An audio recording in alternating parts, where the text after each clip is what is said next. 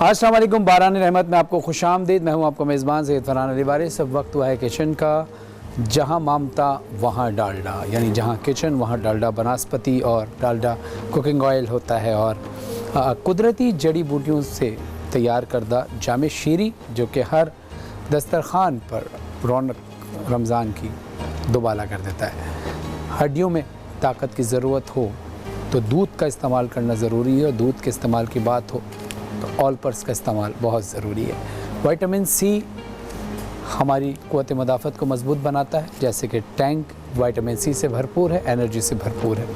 हमारे साथ मौजूद हैं हमारी शेफ़ एल्सा काजी साहब। अस्सलाम वालेकुम। वालेकुम अस्सलाम। कैसी हैं? ठीक हैं? अल्हम्दुलिल्लाह, मैं बिल्कुल ठीक हूँ। आप कैसे? बस बिल्कुल ठीक, अल्हम्दुलिल्लाह। आपको आज 16वां रोज़ा है और आपको मैं देख रहा हूँ कि आप काफ़ी कुछ पहले तैयार कर चुकी हैं। इसके बारे में ज़रा बताएं कि इसकी वजह क्या है, इतनी जल्दी जल्दी आपने सारी चीज़ें तैयार करनी? जी बिल्कुल, वक्त हमारा सहरी का बड़ा कम होता है, तो मैं इस बात को जहन में रखते हुए मैंने सोचा कुछ प्रिपरेशंस हम पहले कर लें। इसी तरह घर में भी होता है कि जब हमारे पास टाइम कम होता है तो हम पहले से प्रिपेयर कर लेते हैं चीज़ें। और ये चीज़ें वो हैं जो आप इजीली अगर आप बताएंगी तो पता चल जाएगा। बता देती तो हूँ, इंग्रेडिएंट्स बता दीजिए। अगर मैं इसको बाद में भी अगर बताऊँ तो इतना आसानी से आपको समझ आ जाए, कोई मुश्किल बात तो है क्या रेसिपी आज है मेरी पोटैटो बॉल्स बनाए हैं। पोटैटो बॉल्स बनाने जा रही हूँ मैं। आप चाहें तो इसको वेरिएशन कर सकते हैं, थोड़ी बहुत चिकन के साथ कर सकते हैं, आप इसको चीज़ के साथ मैश कर सकते हैं। तो मैंने आलू बॉयल लिए हैं, आलू मैश कर लें आप इसको। फिर इसके अंदर ये कुछ चीज़ें आप इसके अंदर ऐड कर सकते हैं। मैंने इसके अंदर धनिया फाइन चॉप ऐड किया है, फाइन चॉप प्याज ऐड की है, और काली मिर्चें, नमक और हरी मिर्चें फाइन चॉप। और इसके साथ इसकी जो कोटिंग होगी वो 3 तरीके से होगी। इससे पहले मैं आपको ये कोटिंग बता, आप मेरी थोड़ी सी मदद करते हैं, आप अंडा फेंट दें मुझे जी, जब तक मैं आपको बताती चलूँ साथ साथ। अब आप इस तरह के इसके बॉल्स बना लें, इन सब चीज़ों को मिक्स करते। आप चाहें तो लाल मिर्ची का भी इस्तेमाल कर सकते हैं, लेकिन चूँकि मैंने अभी नहीं किया, वो आपकी पूरी चॉइस है। अब इसकी कोटिंग इस तरह से होगी कि मैदा, ब्रेड क्रम्स और अंडा। ब्रेड क्रम्स अगर मैंने पहले ही बताया कि आपके पास ब्रेड क्रम्स घर पे मौजूद ना हो तो आप घर में कोई बची हुई डबल रोटी होती है उसका चूरा भी कर सकते हैं। ज़रूरी नहीं आप बाज़ार से कोई फ्रेश खरीदें, तो आप इससे भी कर सकते हैं। सबसे पहले इसकी कोटिंग हम मैदे में कर देंगे। बड़े आसान से हैं और ये बहुत अच्छे लगते हैं। आप जब इसको खाते हैं एंजॉय करते हैं, इवन बच्चे भी बड़े ज़्यादा उसको पसंद करते हैं, बड़े भी खा रहे होते हैं। और आप चाहे तो इसको इफ्तार में भी खा सकते हैं, इसको आप सहरी में भी खा सकते हैं। अब अंडा, बहुत शुक्रिया आपका। अब ये कुछ गिर चुका है, कोई मसला नहीं, किचन में ऐसे काम तो होते ही रहते हैं। अंडे की भी कोटिंग होगी? जी बिल्कुल, अंडे की सेकंड कोटिंग। पहली कोटिंग हमारी होती है मैदे की, मैदे में हम इसको डालते हैं, फिर इसकी हम इसको अंडे में कोट करते हैं। इसके बाद हम करते हैं, इतना ज़्यादा भी अंडा ना लगा हो कि बिल्कुल ये बहुत सॉगी सा हो जाए। फिर उसके बाद ये बेसन? जी नहीं, ये ब्रेड क्रम्स है, ये मैदा है। अच्छा। मैदा, ब्रेड क्रम्स और अंडा, इस तरह आप कोट करने। और मैंने अपना टाइम बचाने के लिए जैसे जिंगर टाइप का साफ बना रही हैं। जी बिल्कुल, इसका है ना वो बिल्कुल एकदम क्रिस्पी सा लुक आए, तो इसलिए हम इसको उस पर करते हैं। बिल्कुल सही है। क्रम्स भी लगाते हैं, और क्रम्स से लुक भी बड़ा अच्छा आता है, खाने को दिल करता है, बड़ा टेम्पटिंग सा लगता है। अच्छा, ये फ्राई पैन थोड़ा सा पीछे कर लीजिएगा ताकि ये धुआं ठीक है।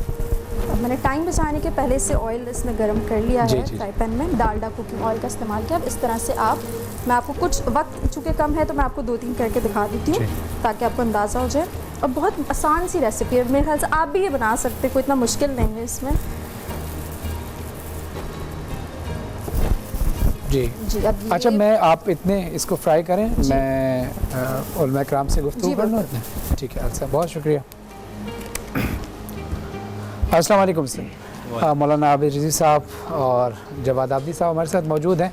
हमारा आज का मौजू चल रहा है अखलाकियात के हवाले से भी, और तो इस हवाले से कुछ रोशनी डालिएगा मौलाना आबिद रिज़वी साहब, और कुछ बातें इसी से रिलेट अमजद साबरी साहब की जैसे शहादत हुई और उनका जो इखलाक था आप सब जानते हैं, उस हवाले से भी थोड़ी सी रोशनी डालिएगा। और ज़ाहिर है ये सारा आप बेहतरीन अंदाज से ज़िक्र कर सकते हैं रसूल खुदा सल्लल्लाहु अलैहि वसल्लम के ख़ुद इखलाक कैसे थे, और हम अब अपनी ज़िंदगी पर कैसे उसको अमली तौर पर अपना सकते हैं।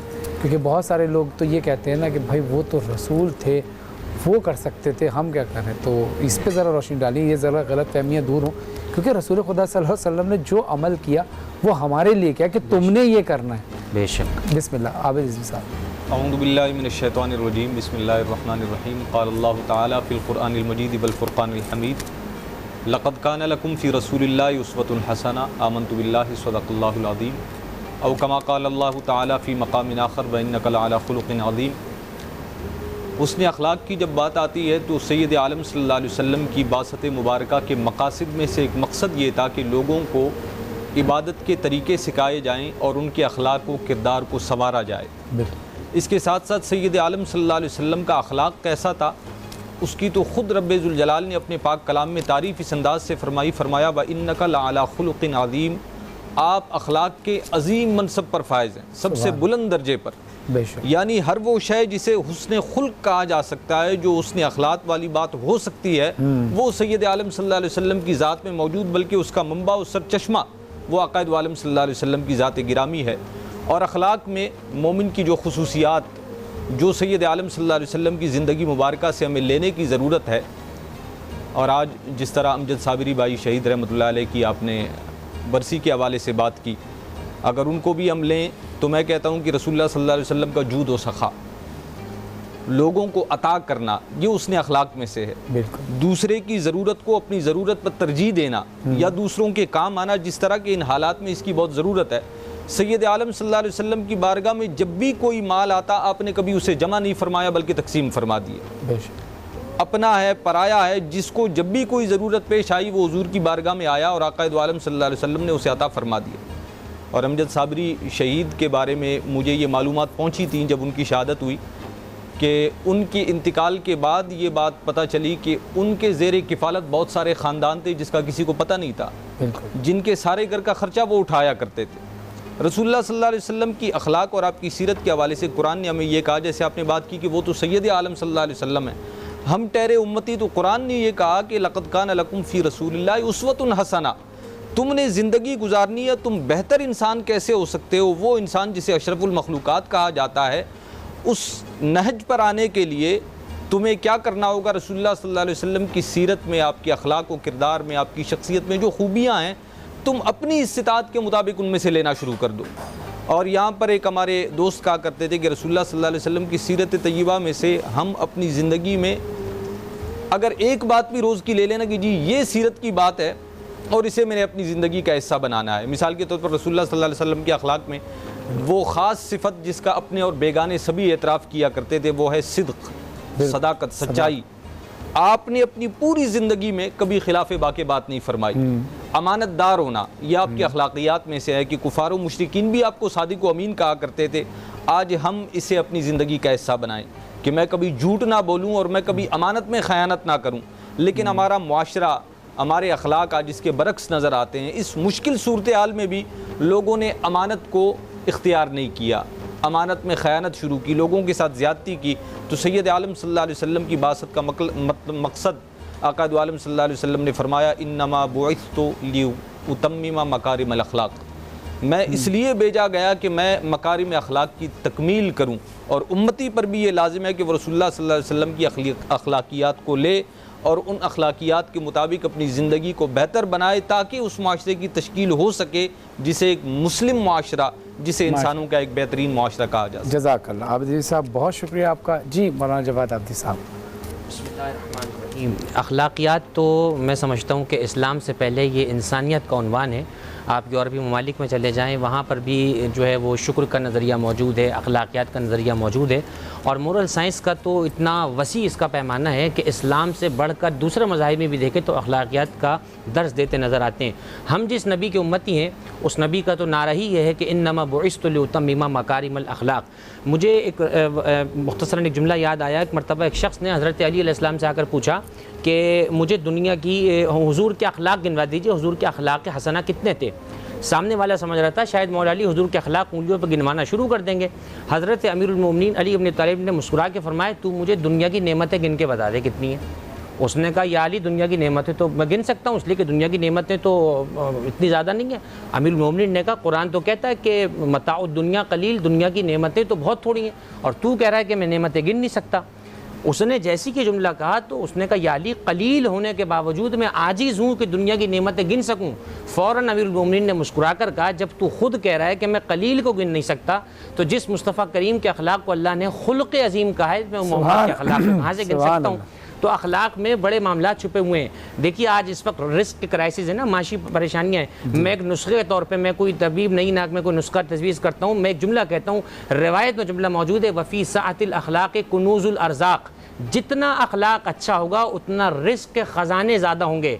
अभी हम रमज़ान के महीने में रमज़ान गुजार रहे हैं यहाँ पर, अभी रमज़ान का महीना ख़त्म हो जाएगा, हम साइम नहीं कहलाएंगे, रोज़ा रखेंगे तो साइम कहलाएंगे। रिवायत में है इन्ना साहिबल खुल्क़िल हुस्ने लहू मिसलो अजर साइमिल काइम, जिस शख्स का अखलाक अच्छा हो उसे पूरे साल रोज़ा रखने वाले का सवाब मिलेगा। आज आपने हवाला दिया हज़रत अमजद साबरी रहमतुल्लाह अलैह के हवाले से, क्या ज़रूरत पेश आई कि आज आप उनका जिक्र करें, क्यों आज आप उनका जिक्र रख रहे हैं यहाँ पर? ये ज़रूरत आपके अखलाक ने, मेरे अखलाक ने, उनके अखलाक ने हम पर लाजिम कर दिया कि हम हज़रत अमजद साबरी का जिक्र यहाँ करें। इसलिए कि अमीरुल मोमिनीन फरमाते हैं तुम दुनिया में इस तरह रहो कि ज़िंदा रहो तो लोग तुमसे मिलने की तमन्ना करें और मर जाओ तो लोग तुम्हारे इश्क में तड़पें। ये जो आज आपने उनके हवाले से एक बज़्म का इनेकाद किया, एक महफिल का, मजलिस का इनेकाद यहाँ किया, जिक्र होगा उनका, ये उनका हुस्न अखलाक था। अपने अखलाक को अच्छा कर लीजिए ताकि लोग देखता हुआ जाकर कहें वाकई मोहम्मद मुस्तफ़ा का मानने वाला जा रहा है। जब नबी का अखलाक दुश्मनों के साथ इतना अच्छा था तो हमें कम से कम आपस में अखलाक को ऐसा रखना चाहिए वाकई लगे कि हम मुस्तफ़वी हैं, मुर्तज़वी हैं। माशाअल्लाह माशाअल्लाह, सुभान अल्लाह। बहुत शुक्रिया मौलाना जवाद आबदी साहब आपका, बहुत शुक्रिया आबिद रिज़वी साहब आपका कि आप हमारी रहनुमाई के लिए तशरीफ़ लाए। नाज़रीन अभी कवाली का सिलसिला भी है, अमजद साबरी साहब की फ़ैमिली को भी हम लाइन अप करेंगे अभी, और नात का भी सिलसिला जारी है सारी रहेगा। जाते हुए एल्सा काजी साहिबा की तरफ चलते हैं। जी एल्सा, कहाँ तक पहुँचा? जी बिल्कुल, ये रेडी है, मैं इसको फ्राई कर चुकी हूँ। और एक चीज़ मैं ऐड कर दूँ कि आप इसको डीप फ्राई नहीं करेंगे, इसको आप शैलो फ्राई करेंगे। शैलो फ्राई जब आप करेंगे ना तो ये ज़्यादा ऑयली नहीं होगा और बिल्कुल ये इसका जो जितना भी एक्सेस ऑयल है वो अपना रिलीज़ कर देगा, निकाल देगा। तो अब मैं बस इसको डिश आउट करूँगी। पोटैटो बॉल्स रेडी है। आप चाहे तो इसको केचप के साथ, चटनी के साथ, मुख्तलिफ चटनी के साथ एंजॉय कर सकते हैं। मैंने इसको सलाद के साथ सर्व किया है। बिल्कुल हमारे रेडी है। अब मैं इसको गार्निश करूँगी। माशाल्लाह, थैंक यू एल्सा, बहुत शुक्रिया। और आपने बहुत जल्दी और बहुत अच्छे तरीके से रेसिपी बनाई और ये आपने गार्निशिंग भी कर दी। खुदा आपके हाथ में और जायका दे और आप इसी तरह से कौम की खिदमत इस अंदाज से करते रहें कि जो हमारी ख़वातीन हैं घरों में वो सीख सकें कि हम जल्दी जल्दी कैसी चीज़ें बना सकते हैं। मैं फिर कहूँगा कि हमारी ख़वातीन को सलाम है कि जो दिन भर इतना घर के काम भी करती हैं, बच्चों को भी संभालना होता है, घर का काम भी करना होता है, फिर ख़ास तौर पर अपनी नींद छोड़कर और ज़ाहिर इबादत के अलावा ये वक्त भी निकालना कि इबादत भी करनी है और सहरी भी तैयार करनी है।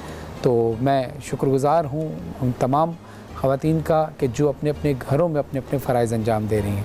तो नाज़रीन आते हैं मुख्तसर से वक्फ़े के बाद, देखते रहिए बारान रहमत।